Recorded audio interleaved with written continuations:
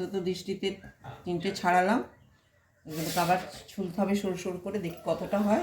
যদি দরকার হয় আর একটা ছাড়াবো, একটা রেখে দিয়েছি। 3টে ছাড়িয়ে নিলাম বড় বড় আলু। এবারে এটাকে এরকমভাবে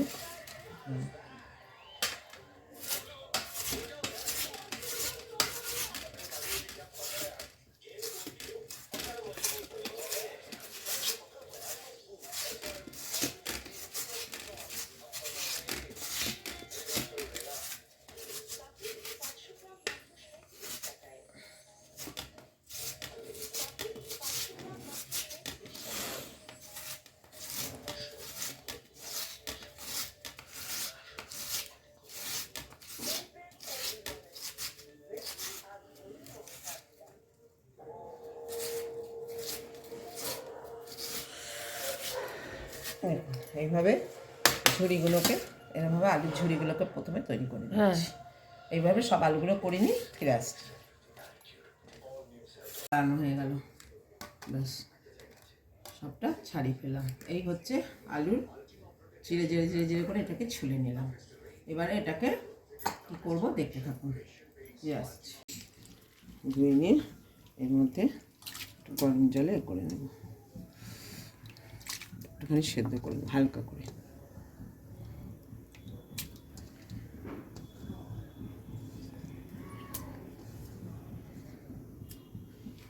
একটু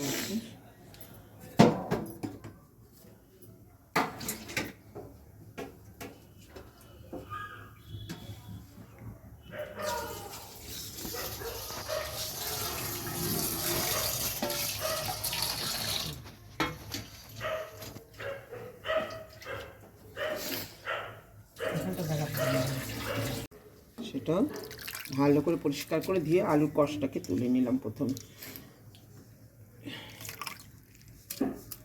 অনেকটাই দেখুন, শীতের আলু, বড় বড় আলু তো অনেকটাই হয়ে গেল।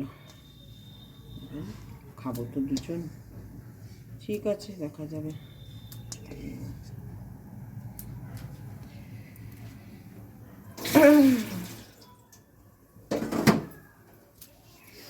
শুধু জল, এখানে নুন দেবো না, কিচ্ছু দেবো না, শুধু এটাকে একটুখানি হালকা সেদ্ধ করবো, বেশি সেদ্ধ না, একটুখানি হালকা ফুটিয়ে নেবো আর কি। চাপা দিয়ে দিলাম, হতে থাক, ফিরে আসছি। পরিষ্কার সাদা একটা একটা করে হয়ে যাচ্ছে।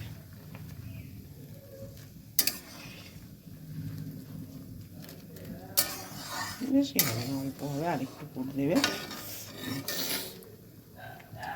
আরেকটু।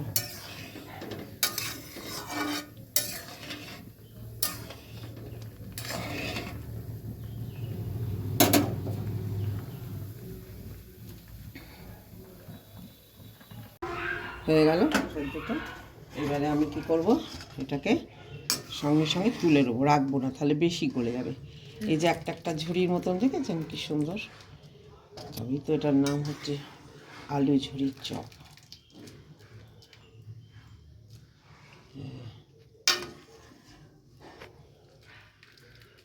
খাটনি আছে কিন্তু খুব টেস্টি।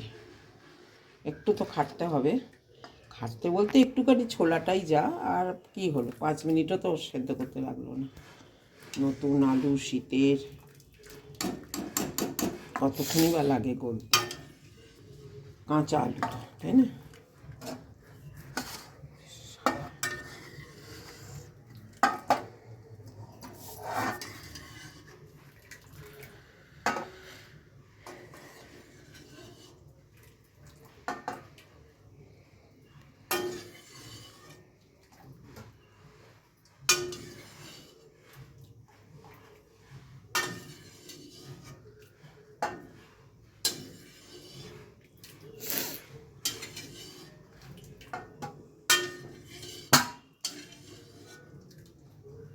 ব্যাস, এটা একটু জলটা ঝরুক, রইলো। এবারে আমি এখন ঝরতে থাকুক, পরে ঠিক করে নেব। এখন কড়াইশুঁটিটার মধ্যে থাকবে, সেটার জন্যে কড়াইশুঁটি সেদ্ধ করে নিচ্ছি, ব্যাস। বেশি লাগবে না। আলুর ঝুড়ির ভেতরে পুরটা হবে তো, পুরের জন্য এটা দিলাম। এটাও একটু সেদ্ধ করে নেব।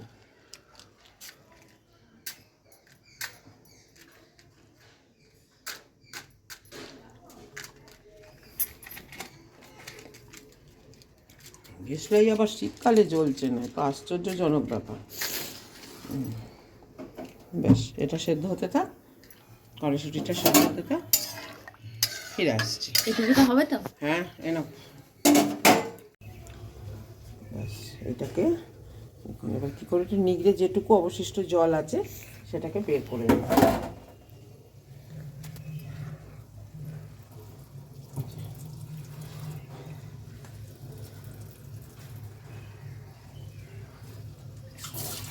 গরম আছে।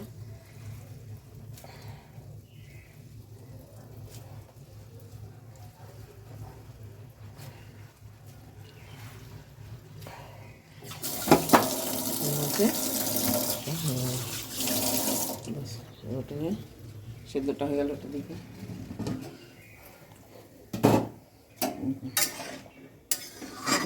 সেদ্ধ হয়েই গেল। এটা সেদ্ধ হয়ে গেল, এবার কড়াইশুঁটিটা ছেঁকে নেব। ঠিক আছে, ফিরে আসছি। তৈরি করব আলুর ঝুড়ির চপের ভেতরে পুরটা। খুব সিম্পল পুর, এমন কিছু ডিফিকাল্টি নেই। প্রথমে এই যে কাজু বাদাম আছে, একটুখানি কিশমিশ দিয়েছি। আর একটু বোধহয় কাজু বাদাম লাগতো মনে হয়, না, খুব কম হয়েছে। একটু ভেজে নেব।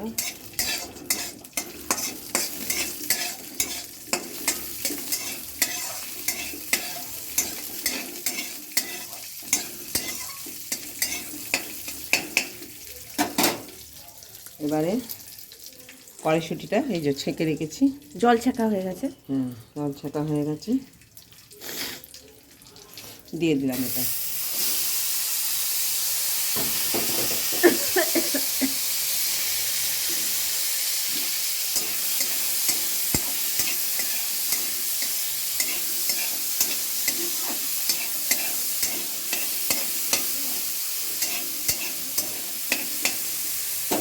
নুন দেবো, এটা সম্পূর্ণ একটা নিরামিষ, কোনো পেঁয়াজ রসুন এতে থাকছে না, একদমই নিরামিষ করছে এটা। নুন দিলাম,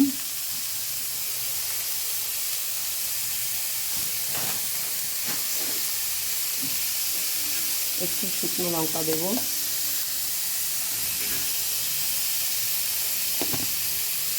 গোলমরিচের গুঁড়ো দেবো,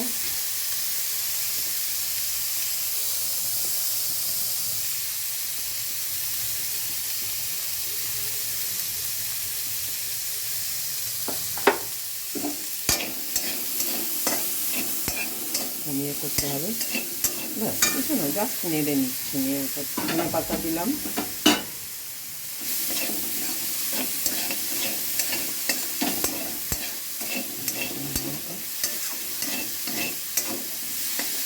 এবার দেবো একটুখানি আমচুর পাউডার দেবো। খাট্টাই থাকবে, ঝাল খাট্টা থাকবে, মিঠা হবে না। ব্যাস, পুরটা তৈরি হয়ে গেল, আর কিছু করার নেই। এইভাবে পুরটাতে রেখে দিই, না ফিরে আসছি। হ্যাঁ, আর রাতে যেন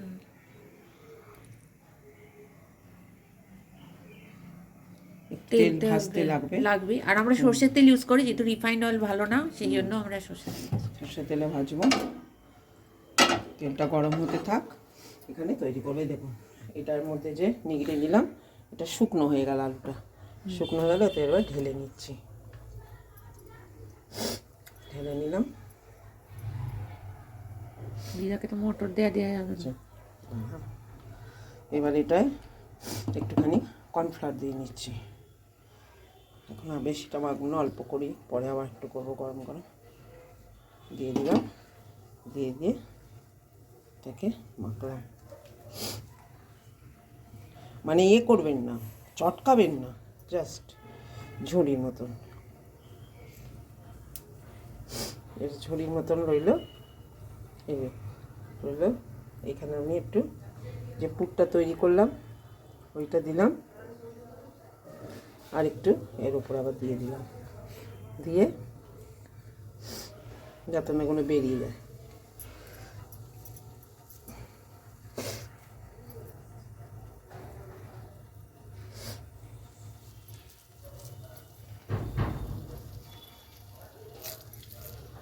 হাতে তেল দিয়ে নিলে ভালো হতো, একটু আটকে যাচ্ছে। একটু ছোট করে আর বলো। না ছোট হবে না, কারণ পুরটাকে তো চাপা দিতে হবে। হ্যাঁ ঠিক আছে।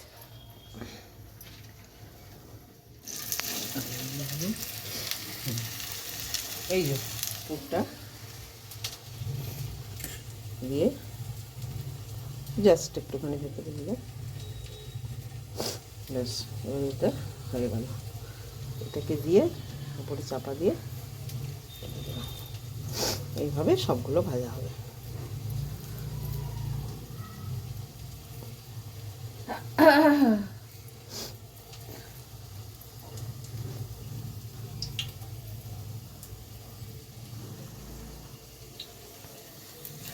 ব্যাস প্রতিটা চিনি বাটিগুলো করে রেখে দেবো।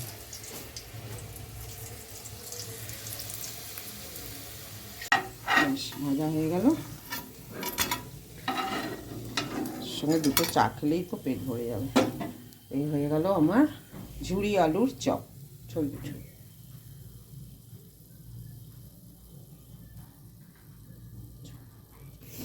ছবি তোলা হয়েছে, ঝুড়ি আলুর চপ। চপ